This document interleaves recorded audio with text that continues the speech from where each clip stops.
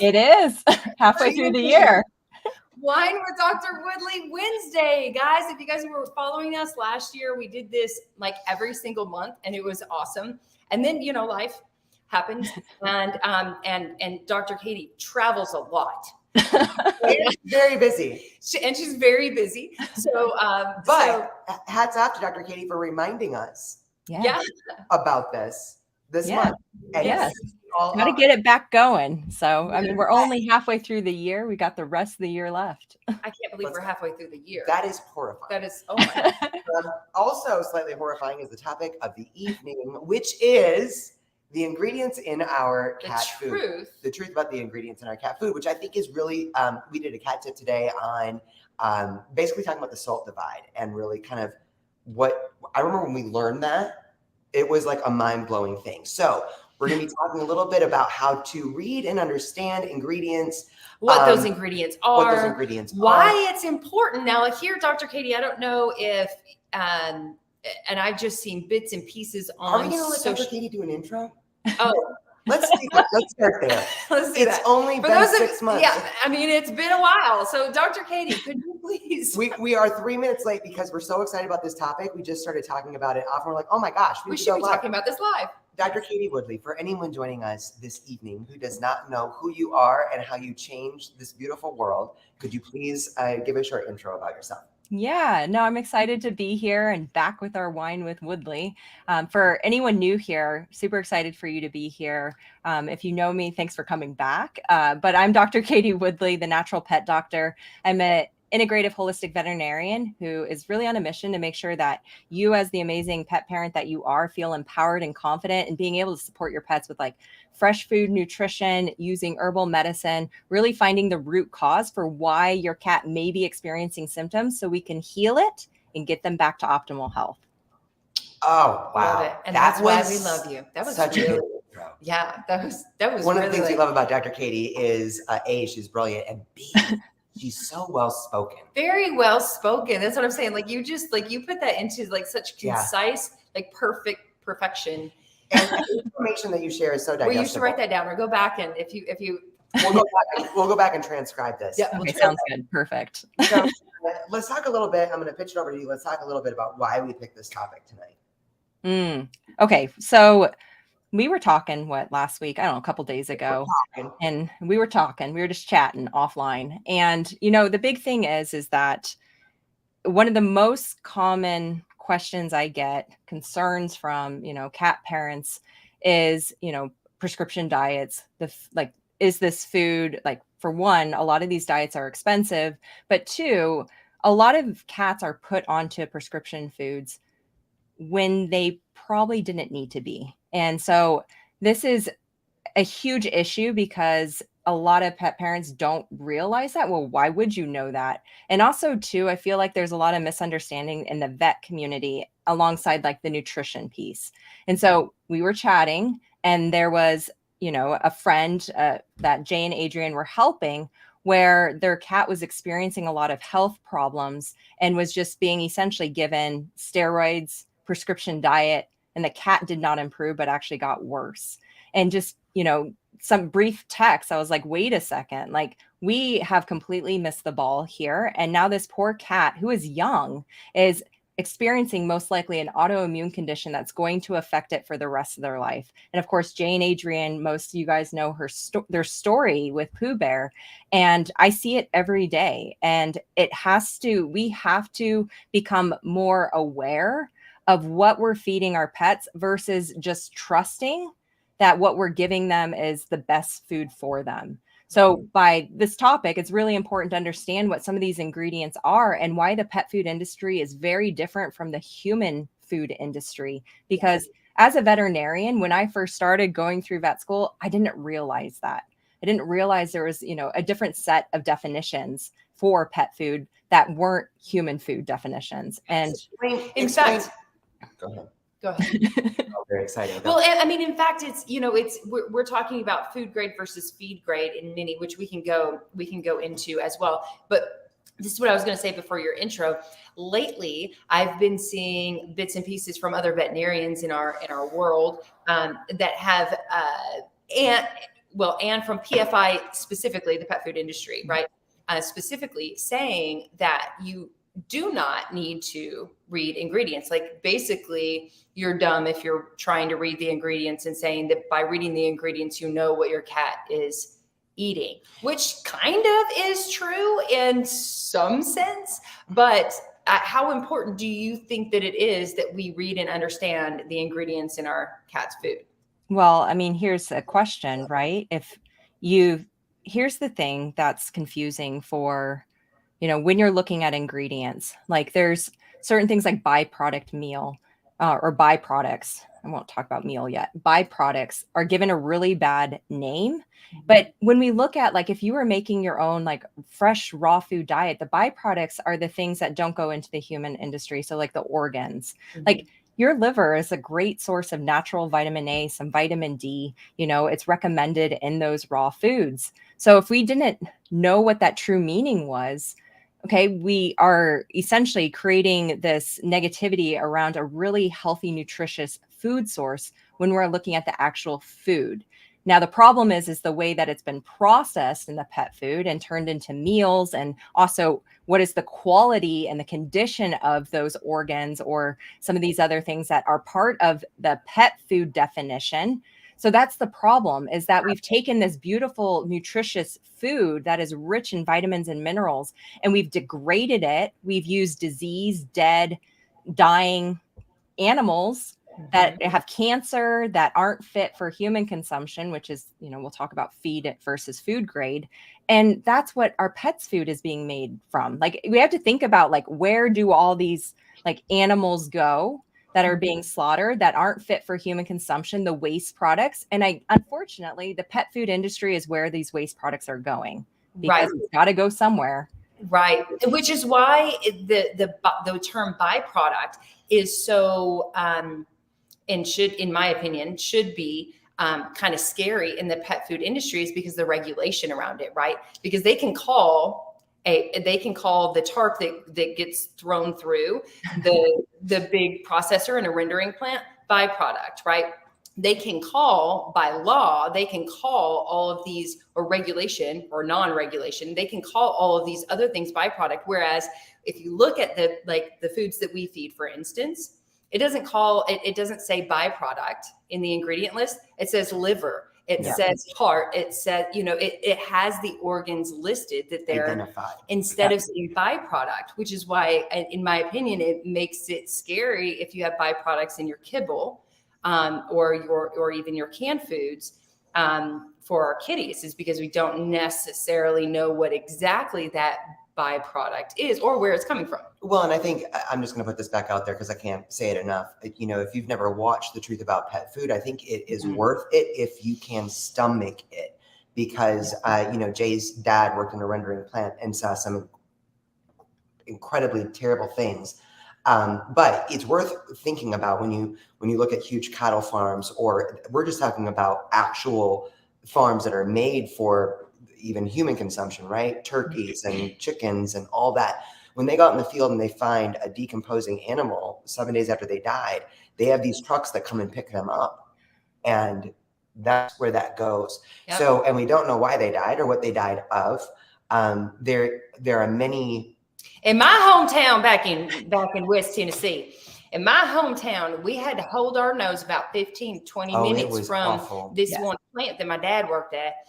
Everybody knew you had to hold your nose or hold your breath because you can't stomach it. It smells so bad, but it was what everybody knew. It was where all the roadkill went in Tennessee. Yep. And whenever there was roadkill on the side of that went to the rendering plant. Back to more specific things. And they made pet food. I think, Dr. Katie, when you're talking about byproducts, I do think that there is kind of this is why it's so important for us to understand and be able to read, because byproducts have this big like bucket of what could that be versus some byproducts when we're cooking in the kitchen. The byproducts are the things that we can share with our cats, right? And they're just things that I don't want to eat. Right? Yeah. Well, I think too, so to take a couple steps back, I think it's important to identify feed grade versus food grade, because most people are assuming like they're the same thing. And, Susan Thixton, Truth About Pet Food, her website's fantastic for more information and free information.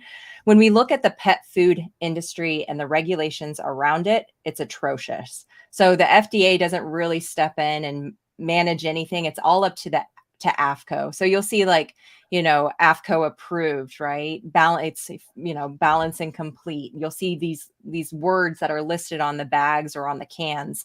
Now, AFCO stands for the Associations of American Feed Control Officials. So here's the thing. They are determining the pet food definitions. But here's the crazy piece. You have to pay $110 to even get that guide. So as a consumer, you think like Free Information Act, right? However, you can't access it. Well, why is that? Interesting. Super sketchy, right? So you have to pay $110 to even know what the definition of the pet food ingredients are. Susan Thixton's made it easily available, which is fantastic. But when we look at human grade versus feed grade, here's the thing. Human grade means that we can eat it. It's required to abide by all food safety laws. So you can trust a human grade label on the pet food label. You cannot trust a human grade claim on a website if it's not on the pet food label. Say that again. So human grade is the foods that we can eat. So they have to abide by all food safety laws. So if you're looking for, okay, well, what food should I feed for my cat? Looking for human grade is really important. However, there's no regulations, or the AFCO, FDA will not go after companies if they list human grade on the website, but they don't put it on the pet food label. But you can 100% trust it because it's actually being enforced. If it says human grade on the label, on the bag, that's human grade ingredients. So those are meats, those animals that had to follow those certain standards for food safety laws. Now, feed grade. Okay, this is why it's so important to understand those definitions, because none of the ingredients in pet food follow the human definition of that food. That's the crazy thing. So our feed grade, they're not required to follow any food safety laws. They might follow them. So I'm not saying every company who uses food or feed grade ingredients, so you're not going to see human grade. It doesn't mean that they're not following food safety laws. Keep that in mind. But they don't have to. They're not required. And so the other piece is these are ingredients, final products, so treats, pet food that are specifically intended for animals. They can be condemned animal material, recycled waste. So we're talking about, think about what happens to the grocery meat. Okay, we take that mince, right? That is past its due by date. Where does it go? It goes into the pet food, but they're not going to separate the plastic, right? They're going to chuck it into the rendering vat, which we can talk about. And that's what gets produced. And we end up with what's called like a meat meal. So this is, that meal is a rendered product. But so we need to be looking at that. By the way, what was that? The styrofoam too. Yes, everything. It's just and think about cows, right? And their ear tags, the plastic, fantastic. I'd really love to have a side of plastic with my steak, right? Well, unfortunately, our pets are getting that. And so this is also why, as you start seeing more research studies come out, we're seeing plastics, we're seeing chemicals, we're seeing all of these things that are showing up when we're actually testing for it, and they're making our pets toxic. It's increasing inflammation in their bodies. And it's because most pet foods, we're getting a lot of really good companies that are coming out though now, which is great. We have a lot more options, but most pet food companies, especially your big brands, are using feed grade because it's cheaper and they can get away with more. And it's just, that's the name of the game, unfortunately, is cost at the end of the day for these companies. They don't genuinely care. So the thing is if you're wondering like, oh God, freaking out, right? Don't worry. I have some like tips for you guys. Like, what you can do is you can call your pet food manufacturer and get a guarantee in writing if those ingredients are feed grade or human grade. You want to get it in writing. That's key. So you can give them a call. You can send an email. If they do not respond to you or they like are super shady and they don't like answer you, don't use that food. You want transparency. That's the most important thing. What's really exciting about some of these new companies coming out is their powerful transparency. They want you to know the work that has gone into making a food they would feed their own pet. One of the things, I'm just going to say this, and I always feel bad because these commercials almost always make me cry. Love them like family, feed them like family. That's the thing. What they do. The way that they... Instead of saying human grade, right? They're saying super healthy, complete and balanced, super holistic, natural, right. even organic. Even real. Organic is not regulated. It starts with real chicken, and we're like, oh, well, your other ones were fake chicken, like. Right. But maybe we should talk about that as well when we're talking about human grade. When the organic claim, that is such a buzzword now, right? Like it is for human food and for pet food. Oh, it's organic. Explain. Well, it's not regulated. That's the thing. You can state something is organic, but there's no one going to make sure that it's truly an organic product. Like in the pet food industry. Yeah, in the pet food industry. The other thing that the key thing here too, like to keep in mind with marketing, human grade and feed grade are both technically counted as pet food. So that can be super confusing too.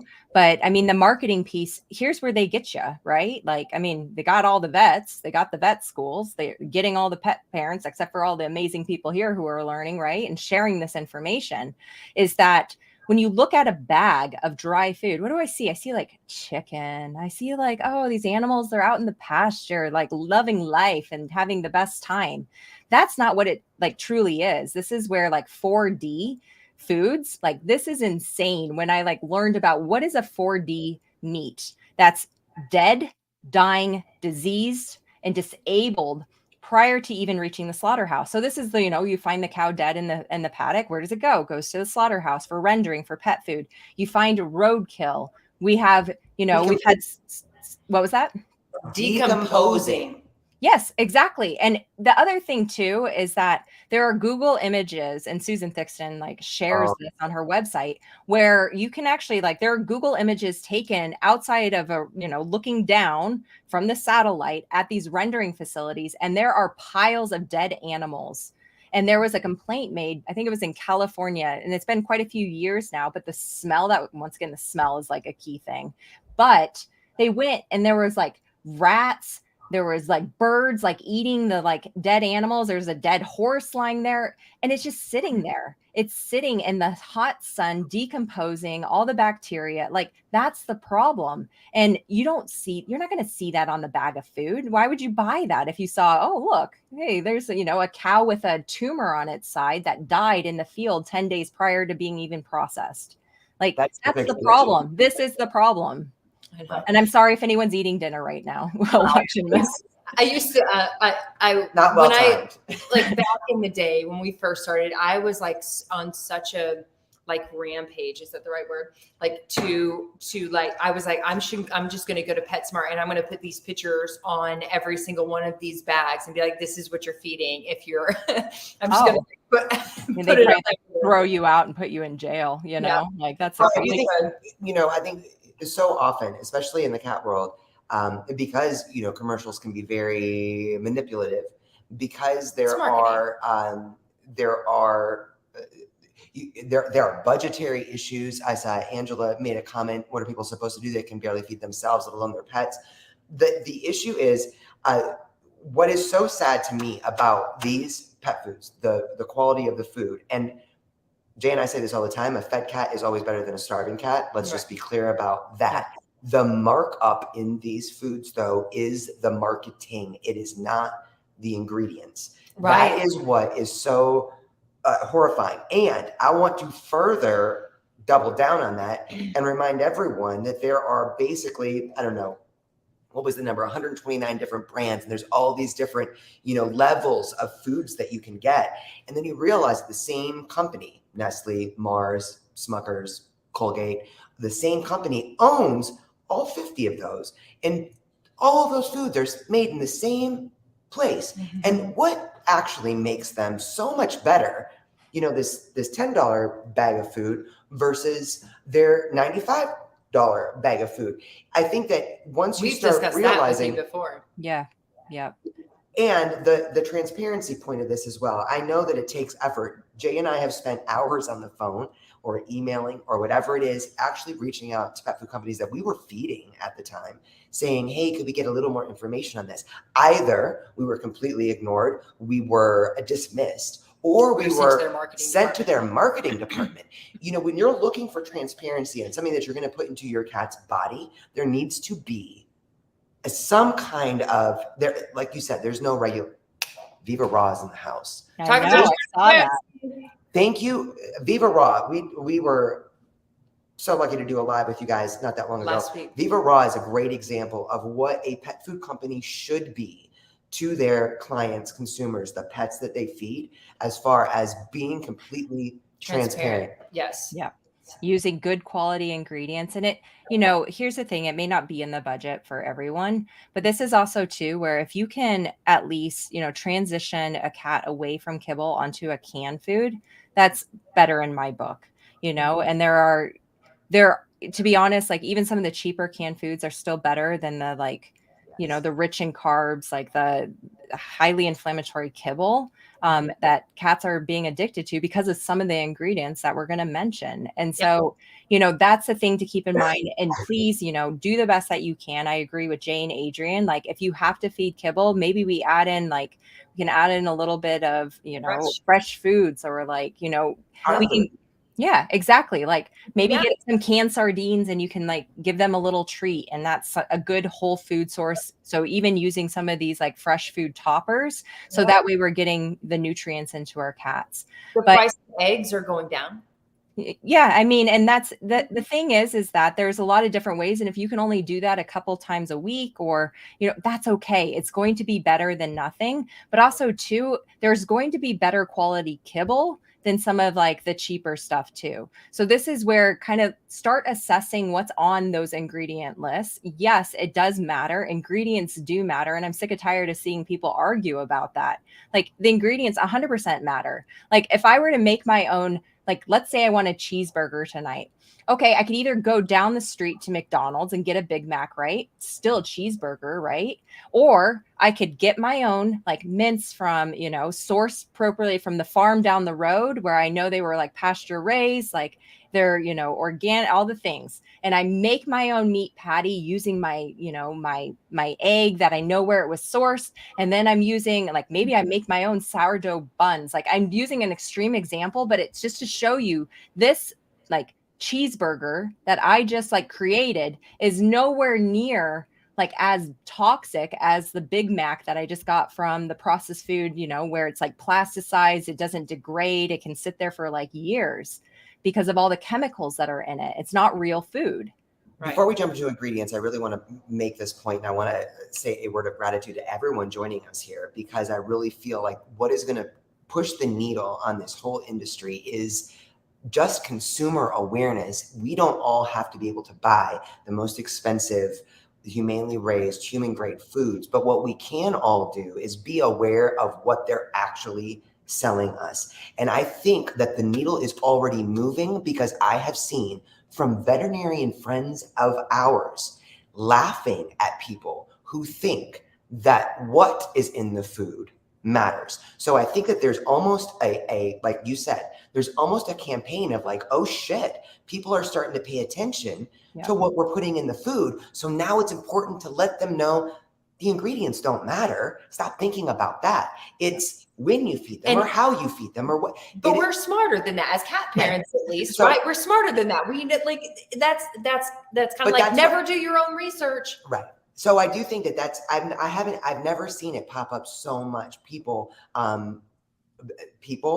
in our communities or veterinarians, as was our unfortunate experience, to see people really being like, no, the ingredients don't matter. Thank you, Dr. Katie Woodley, for helping to spread the awareness, because it's not about buying the best food, you guys. It is about understanding. And with that, let's jump into ingredients. Well, and also too, I love everything you just said, but also hold these pet food companies accountable. And that comes from us. And I'm including myself as a pet parent. Like, you have incredible power when we come together to ask for better. And that starts with reaching out to these companies, holding them accountable. There are Susan Thixton, she's got a target on her head because she is determined to change this pet food industry, and they don't like it. But if we all come together, they can't take us all out, right? And we ask for better. So what that does is we hold them accountable, and that will also affect like the pricing of things too. That's the thing. Like, we can do better. And that's, you have the power to do that. Like, you hold such amazing power to ask for better for your pets. Yep. So that's really, really important. So, I think I want to let's start with the definition of animal byproduct meal. So I've actually got these are the definitions. So I'm going to read it off because I think it's just important to know what is included based on the pet food. So the feed grade definition. So animal byproduct meals, these are rendered. So when we're talking about rendering, this is, what Jay was mentioning, what you said your dad worked in a rendering facility. This is where all these ingredients go into this big vat, and it's essentially heated. I believe it's to 210 to 290 degrees. Don't quote me on the really high heat temperatures. And it's cooked and boiled down into this greasy substance, and they scoop the fat off the top and they save that to be used later, which is great. And then they dry it and it turns into a meal. So this is that dried powdery substance, high protein, right? This is why they use it. And this is what goes then to the pet food manufacturing companies to then be used for the protein in the food. So it's this cheap product. So whenever you say rendered or you hear that, it's cooked prior to the manufacturing of pet food. So we haven't even talked about how pet food's manufactured. Maybe that's another live. So this is animal byproduct meal definition allows slaughtered or non-slaughtered whole animal carcasses. So I want you to focus on that, non-slaughtered. Right. Wait, where did they come from then? Oh, that'd be those 4D animals, right? The dead, diseased, disabled, decomposing carcasses in the field or on the side of the road, right? Okay. Whole animal carcasses or any part of the animal, including horn, hoof, hide, and intestines. And it actually allows the feces to be included. So you're just throwing the thing in, right? You're throwing it into the vat. And any animal species. So if we're seeing animal byproducts, so we're not seeing it specifically labeled as say beef or chicken, this is any animal. There can be horse, there can be dog. I say that because it's been DNA proven numerous times. And, Rachel Ray, stick to your whatever you did before you started making pet food. There was dog DNA found in her food a couple years ago. So unfortunately, and there's more recent studies that have indicated that too. So it's important to know, okay, if we see animal, well, what type of animal? Because it can be literally any type of animal species is allowed: dog, cat, roadkill, deer, horse, zebra fish. There's crazy stuff when they start doing DNA analysis on these foods. Now, if we see beef, once again, beef byproduct meal, we know that comes from cattle. So we want to make sure that we're using foods that are identifying what species is actually being used in that food. That will help improve the quality and the transparency of the food that you're feeding. So once again, how do we know? Ask the pet food manufacturer for a guarantee in writing if that animal byproduct meal is sourced from USDA approved, inspected animal tissues. Say that one more time. Ask the manufacturer. And this also goes for meat meal, correct? Yes. So anytime you see meal, you're going to see that's a rendered product. So meal means rendered. So it's put in that vat, cooked up, then dried, and then sent to the pet food manufacturer. I do think this one question though can really help push the needle. If everyone here called their current pet food manufacturer and asked them, get your pens ready, here's the question. So you want to ask your pet food manufacturer for a guarantee in writing if the animal byproduct meal is sourced from USDA inspected and approved animal tissues. So are we following food safety guidelines is essentially what we're asking them. And if they say, oh, it's not, it's fine, or you get some roundabout answer, don't use that food because you have no idea the quality of that food and, you know, where it was sourced. And that, unfortunately, we don't want to pass that on to our pets. Right. So agree. Yeah. Okay. I feel like we were on a roll and then I stopped you for that question because I think I think that's important though, because I want people to walk away from this talk with things that you can do and you can implement and you feel more empowered versus being more confused, because this topic is, you know, it's very controversial and it's so frustrating for so many like cat parents who are wanting to do the best for their cats. So, you know, just reaching out to them and asking. So I'm seeing a lot of like prescription diet recommendations and big brands that are being recommended. Keep in mind, we as veterinarians are trained by the pet food companies. They are doing the nutritional training in vet schools. You realize that's a conspiracy theory, right? Hey, you can call it whatever you want. I got free or discounted Science Diet, and we had, I think, Royal Canin because I was in New Zealand, and that was more like the bigger, like the brand that was over there. But why are you pushing your food on me? We've got to sit back and think and to be honest, I'll just say this. A lot of the conspiracy theorists are right. I'm going to leave that one there for tonight. However, we have to start thinking and not be as trusting, follow the money. Once again, remember going back to Jay and Adrian, what they said at the start, if you follow the money up, who is making these pet foods? And also too, another thing to think about is when we have a pet food recall, why are so many brands affected? That's because they're using the same quality ingredients, the premixes and things like that come from China that have the melamine issue. I'm sure there's people here who had issues with the melamine, issue, the recall that killed so many pets, like the vitamin D toxicity. This is why we see these companies that seem unrelated to one another, but they're actually truly connected, because we just have to go up a layer to see who owns them and who's running things. And I think something else that's helpful that I found incredibly brain blowing at first was brain blowing. Not mind blowing, but brain blowing. We just took it to another level. Brain is blowing now. Brain blowing is literally whatever food that you're feeding. Type in who owns this food. Yeah. And you are going to be surprised at the amount of foods and then look up a really expensive food that you'd love to be able to feed your cat, but it's just so expensive. Look up who owns that food. You're going to probably be very surprised to realize that it is also owned by, Mars. And look up the ingredient lists too. Yes. We talked about that, a while back when I was there with you guys, looking at the ingredient lists of I see a lot of urinary prescription diets.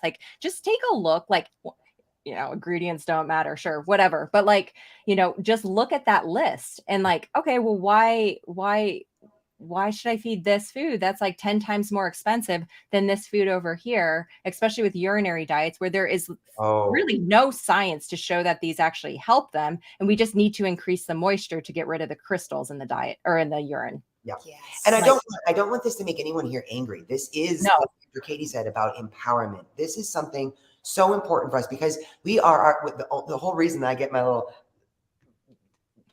a little brain blown is because it's about what I'm putting in my baby's bodies. I am their only choice for the food that they're eating. And if I'm thinking that I'm trying to make a good decision and then I realize some of these things, that's why when you look up who owns them, and I was about to say Mars is one of my favorites, and that is the pet food or the candy company. Just FYI, if you don't know who Mars is. That is sarcasm. Well, but when you look up how many brands, vet clinics. Well, they do own candy companies. That's not sarcasm. That's 100% true. It's 100% true. Look up the brands of pet food that Mars owns. Same with Nestle. Same with Colgate. Same with Smucker's. There's more. I think there's like 5 or 7 main ones, but basically make everything that you can buy at a big box store.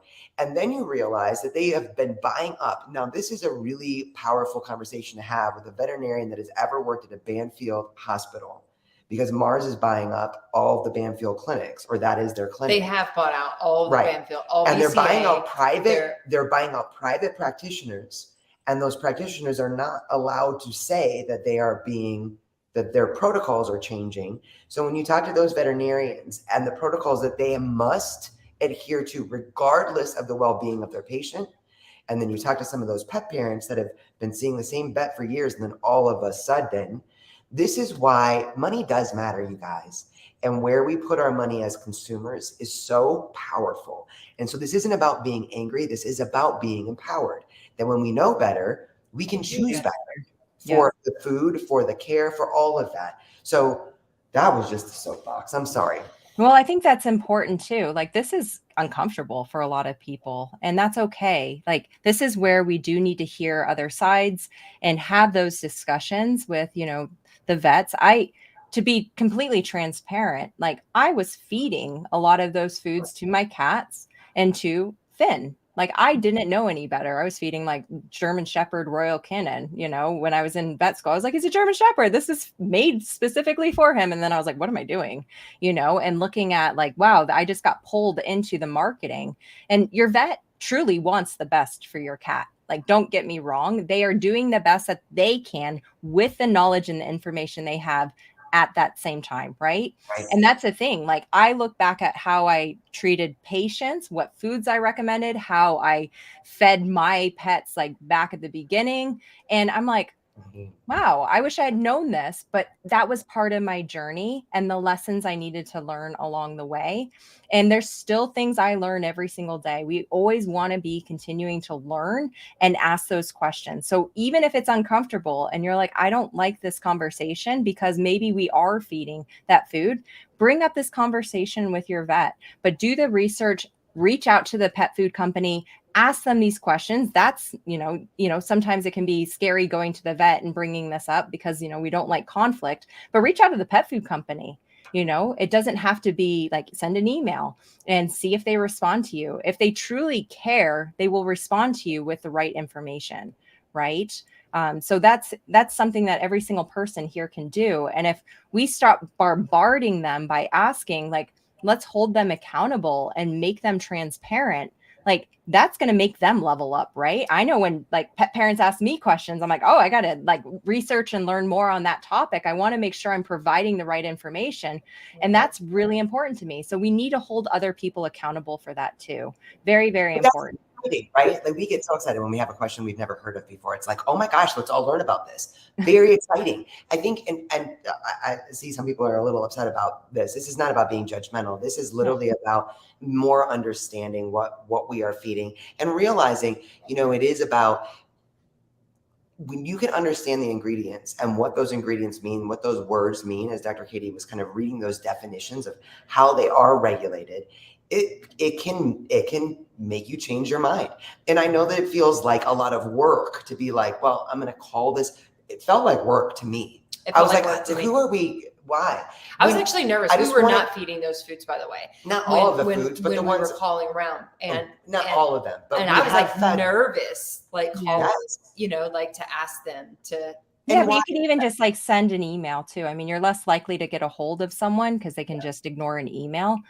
They don't respond to any emails. Yeah, see, like, that's the thing. Like that, it's easy to ignore an email, but if you keep calling them day after day and asking these questions and asking it for in writing, it's the thing is that here's the thing. Like, you've had pets with health issues, cats with health issues. I've had 3 pets pass from cancer. And if we can ask for better food to go into our pets, long term, their health will improve also. We'll have less illness, less disease. And that's key. I think we've gotten stuck with the marketing of like the convenience of putting down kibble, putting down the dry food. It is so easy to do that, right? It's great. It is like, it's nice to have that convenience, but at the end of the day, if, looking at my cats, giving them kibble and then they die at 10 years old from aggressive GI lymphoma, which is a true story, like, that's a problem. Like, and then the amount spent on their like sick care, I could have put that into their food at the very beginning and reduced the amount of disease that they had and extended their lives, with longevity. So it's definitely, it's a hard place. It's a hard topic, but I'm literally reading definitions. So if it's triggering, like it's literally the definition of the pet food. And if you were to ask your veterinarian, what is the true definition of these foods, and ask them about, well, what about the 4D animals? I guarantee you that many would have no idea how to answer that. And I'm not saying that, they're not smart, they don't have your pet's best interests. It's just not emphasized. It's not taught. It's not brought up by the pet food companies coming in, Royal Canin, Science Diet, coming in and training the staff. They're training them what prescription foods to feed. That's the thing, that's what they come in and train the staff on. So then you're like, well, that's the best food to feed to treat that condition.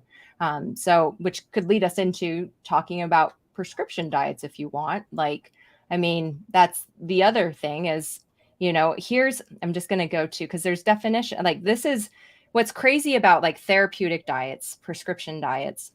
They're the same thing. They mean the same thing. It looks like a lot of cats here may have been on them or are currently on a prescription diet. Well, actually, prescription diet is trademarked. So only Hills Science Diet owns the prescription diet. But then you have veterinary formulas. It's a term. Yeah, here's the thing. Okay, so I want to talk about prescriptions, but I also want to let everyone joining us know that I do want to talk a little bit about brands, because I know everyone is asking about brands. So I want to speak to that in just a second. But because prescription diets are, so many of us in the cat community, it's like, ooh, you got to go on a prescription diet, and then it's for life.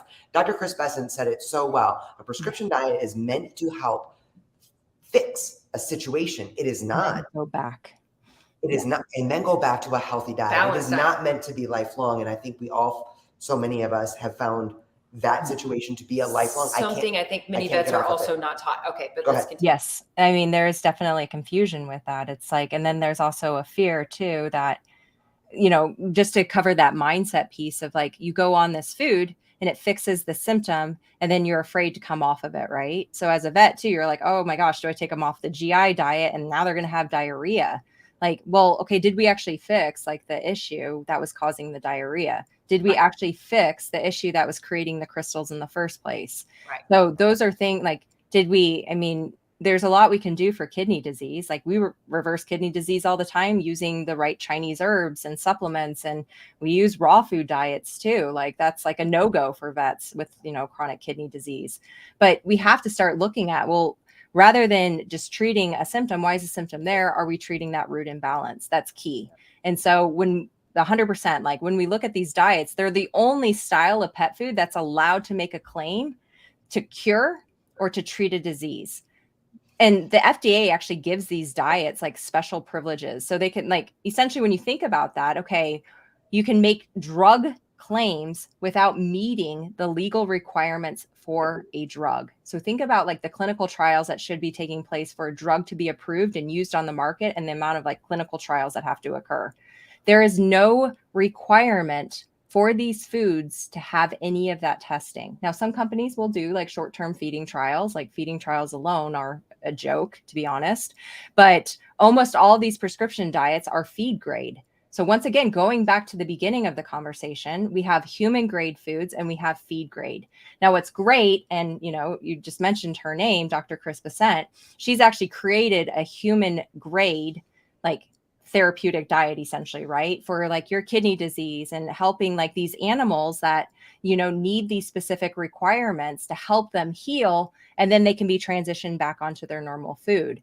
So we need to be aware that many of these foods, and including the big brands that are being mentioned, they're feed grade. So we're using rendered products. We're using 4D meats. We're using low quality ingredients. And there's no feeding trial evidence that the diet is effective or safe. None of that's required to be submitted to the FDA prior to those foods being distributed to the vet. So we have to kind of take that step back and start asking like, well, why are we using this? And yes, it might fix the thing. Great. okay, your pet is fixed. Let's go to a different diet now for the long, that is actually suitable for their needs for the long term. Because most of these foods, once again, are not able to meet your cat's nutritional requirements for the long term. Over time, what will happen, and this is, it can take time. This is the hard thing when we see nutritional deficiencies. It isn't always like, it's not an overnight thing. It's like all of a sudden my cat's getting itchier, or they're getting softer stool, or their stool smells different, or like their coat looks a bit dull, or maybe we have, a kidney disease issue that's starting. There could be a nutritional deficiency there because we're feeding a food that hasn't actually been certified or, balanced to be actually fed long term. But it's really hard to distinguish that because it takes time for those nutritional deficiencies to show up. Usually, I mean, there's some that can occur pretty quickly with cats, things like taurine and stuff like that, and thiamine deficiencies. But we need to be aware of that. These diets are not meant to be fed for the rest of your cat's life. And I see, it breaks my heart. Like, my Moki came to me on a prescription diet when we rescued him as an 8-week-old. He had cerebellar hypoplasia. He had numerous rounds of antibiotics at the rescue. He was fully vaccinated, neutered at 5 weeks old.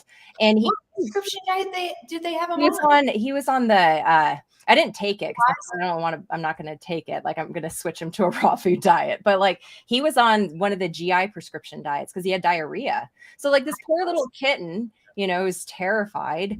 And he's literally 8 weeks old on a prescription diet. And they said, well, you're going to have to feed a prescription diet. And I said, don't worry, I'll take care of this. Got him transitioned over. We had to support his gut health. I had to fix his microbiome. We had to help him heal that leaky gut. And he eats a raw food diet now. Viva Raw is part of his raw food mix, it's small batches and Viva las gatos. Yes, Viva las gatos. So that's the thing, just because you're told one thing doesn't mean that it has to be the truth. We have to ask those questions. Is this 8-week-old kitten truly going to need to be on this dry food prescription diet for his gut? Or should I look at why is there a gut health issue in the first place? Yeah. So that's, I think if for everyone here who is feeding these diets, here's a tip. What you can do is you can go to your vet and you can ask them for options for human grade options, like human grade diet. So Medicus is one of them, FYI. You can share that with your vet and watch the live that Jay and Adrian did with Dr. Chris Basent. Or you can ask them for options to create and prepare homemade diets. A lot of times that will be so much cheaper for you than feeding, these prescription foods that are feed grade. So you may have to work with a nutritionist first up front, but then now you have these balanced recipes that can be formulated with different foods that you can now, make. And I can promise you, if you're thinking, oh my God, I have to make their food, it could be a short-term thing to get you through that, to specifically help. And then 2, it'll lower the cost of the food too. You can source the ingredients and feel comfortable that you're feeding your cat the best food possible. And you can instill it with love and all of that too when you're making it. I mean, I feel like you should bless the food regardless. If you're feeding a prescription diet, bless the food. That energy is really important. But those would be 2 things you want to ask your vet. Is there a human grade food option other than this? Or is there an option where I can create a balanced, prepared diet, maybe working with a nutritionist, or who would you recommend? Put the onus back on the vet. Get them to start thinking oh, shoot, that happened with me before I went into holistic medicine. I had clients asking me about stuff and I was like, this is uncomfortable. I was like, but I want to know what they're talking about. I want to engage in that conversation. And as my skill set and knowledge and, all of the additional education that I did, it made me more confident in being able to help people. But that's where every vet should, even if they say, I don't know, at least you're planting a seed and hopefully they'll go and do the research. But we have to keep asking those questions.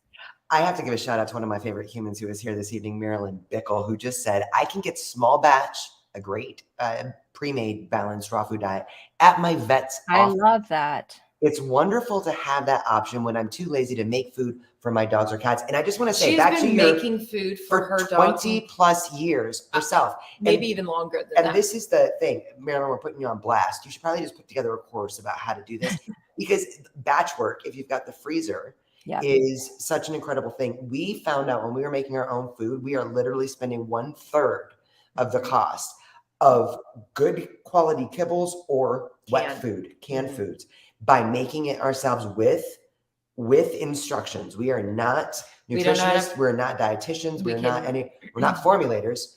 Fresh food consultants, freshfoodconsultants.org is a great resource. And I do want to jump right in. I know we're running out of time, but oh my goodness, so many beautiful people here. Hi, Karen. And Pam Roussel was here earlier. I saw Perfectly Holistic pop in right around the time where you're like, I hope no one's eating dinner. I saw that. She's good. She's got a tough stomach. She knows this stuff. But because we're running out of time, I think, yes, Dr. Katie, exactly what you said. Let's ask those questions. Let's work together, think together with our veterinarians to see what other options are out there that can really make a difference. Judith said, whole food is medicine. So especially when we're dealing with a medical condition, urinary, kidney, diabetes, let's do what we need to do to get the body back in balance. And then let's use whole food. Dr. Katie says it all the time. You say food is either harming or healing. The safest form of medicine or the slowest form of poison. Yes. So, and it's the thing here is that there are questions that we can ask. That's key. And if you feel like you're feeding a food that we're talking about that's maybe not like sustaining your cat's overall health or may down the road create more issues, like have the conversation with the vet, do the research. I believe Jay and Adrian have guides to help people. We have a free nutrition guide too that can help with some of that transition, because there can be, I saw it. Someone posted like, I tried the homemade diet. It can take time to transition these cats. They get addicted to the palatants, the things that are put in, like the pet food industry has figured out how to get your cat to eat that food. They have put tons of money into that. The palatant industry itself. Just that industry alone. $multi-million. And that is the stuff that they spray on the kibble. Yes. There's also the pyrophosphate. So if you're looking at certain ingredients, it's technically like it's not supposed to be there, but you may notice that in the ingredient list. So if you're noticing some of these ingredients and you're like, what is that? Like, do a quick search to see. Pyrophosphate. It's a common ingredient. So it's a palatant it's used. So what happens is, what's fascinating with this, let me bring it up because tetrasodium pyrophosphate, super big word, right?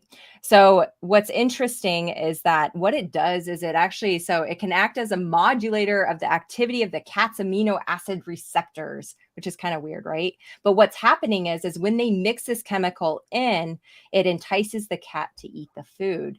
So essentially, like, it's helping to like break down these byproducts to make it tastier for your cat. So you'll see that like tetrasodium pyrophosphate or something along those lines on the ingredient list.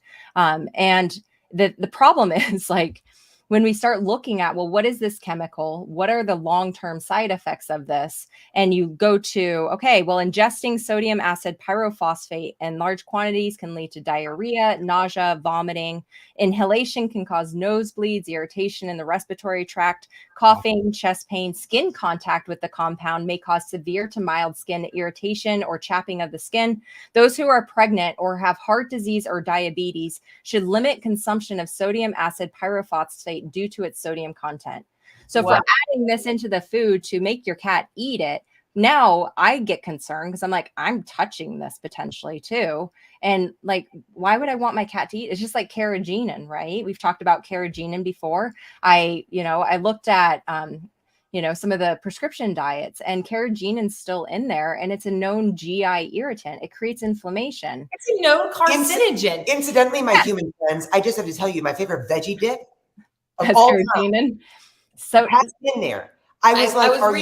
So does a lot of coconut milk for like, I always have to. So this is the thing, like, I do this for myself. So not only am I doing it for my cats, I'm doing it for my patients, the recommendations, because formulas can change. So it's always important to like look at the ingredient list. But I do this for myself because I use like coconut milk, And I'm like, why is this in there? So many brands have carrageenan. And, here I am, my husband has, IBD, that's you were controlling. And I'm like, cool, let me give him some of the ingredients that actually they use for IBD studies to create symptoms of IBD in humans. I'm like, wow, that's cool. That's really helpful. So when we see these ingredients, I saw a mention too, like vitamin K, if vitamin K is being added, menadione. And I just, brought up, just for example, I don't know if I should say their name, but I'm going to, the ID with chicken wet cat food. It actually has menadione in it. Like, why are we putting this toxic vitamin K derivative in this food? Like, it's absolutely insane. It's another carcinogen. It causes bleeding issues, in humans. It's not allowed in the human food industry. But remember, going back to the beginning, the pet food industry uses different definitions of food. Yep. So you have to think about that. You're not seeing when you're processing food, that is not, those food ingredients cannot be the same as the human food unless it says human grade. So can we say that it is safe? And my other veterinarian celebrity crush says, can we say that it, as a good tip to people watching, that if you do not understand the ingredients when you read it, don't feed it? I would say, so here's the thing that I could see catching up a lot of people is, I think that's a good thing to follow. Keep in mind, a lot of these foods are going to have your synthetic vitamins and minerals after the salt rule, right?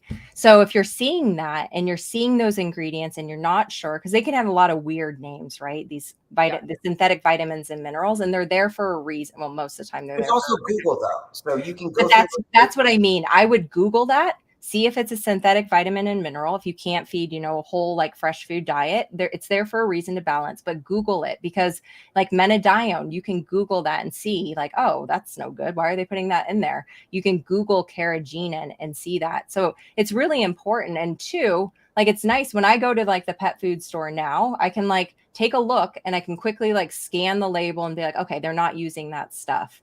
And then once again, if we're all asking for better, we're holding these companies accountable. We're having those conversations with our veterinarian so that we can also up-level their education and their knowledge to showcase there are better food options for their patients. The world changes. Up-level, indeed.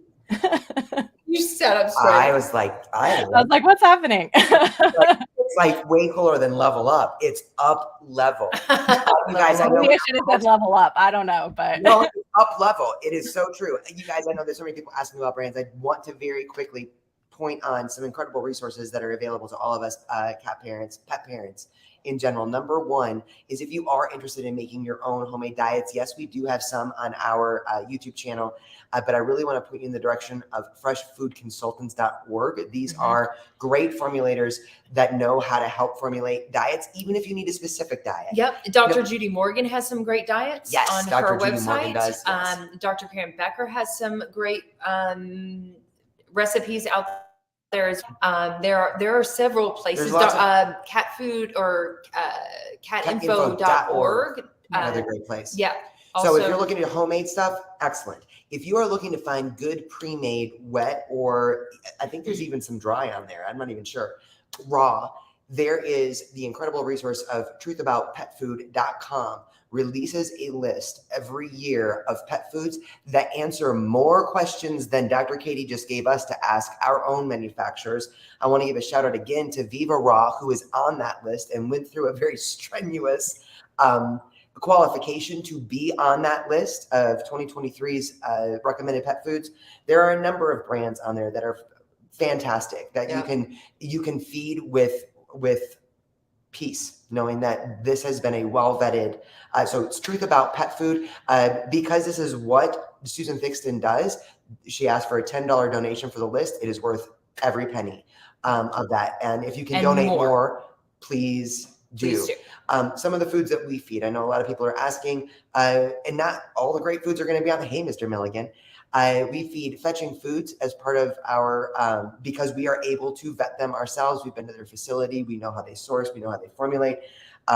Small Batch, Savage Cat, Viva Raw, Viva Raw. Especially now, and our cats love it. Some of the wet foods, and Dr. Katie, chime in here if you know of any. Like we've used Open Farm, Maruva. Yeah, it's a common one I use.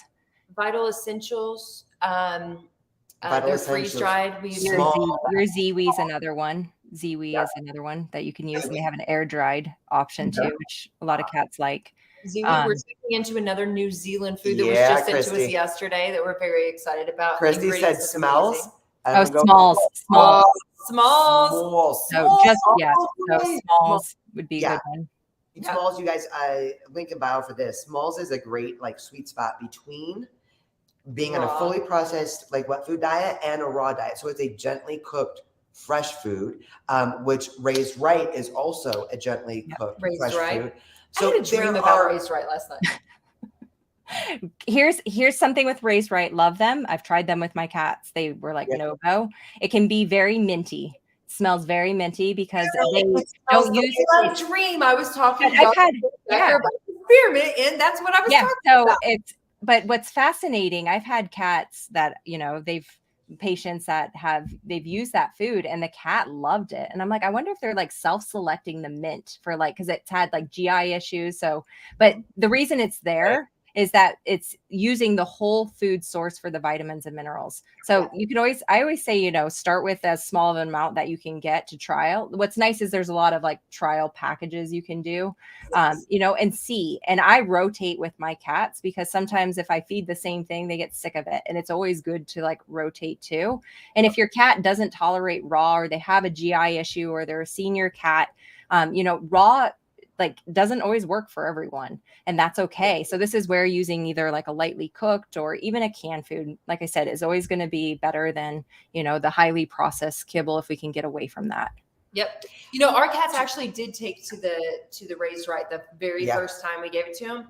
Yes, Green Juju is another one that has. Green Juju, we will be live with next week. Billy? No. In a couple, with Billy and on the 22nd, whatever day that is. Green Juju. If you guys, we talk about it as like the palatants as being like kitty crack. Like your cat will eat the shitty crap, like terrible food. As I'll get carnivores, they eat it because they put like the kitty crap palatants on it. Green Juju it's like the healthy it is so palatants good. Or something. It is so good. Our babies love it. We use it as a little like we use it as a food topper, and they like require it. Even our like purists that won't eat anything, like anything, Zorro, he won't eat anything that is cooked or anything like that.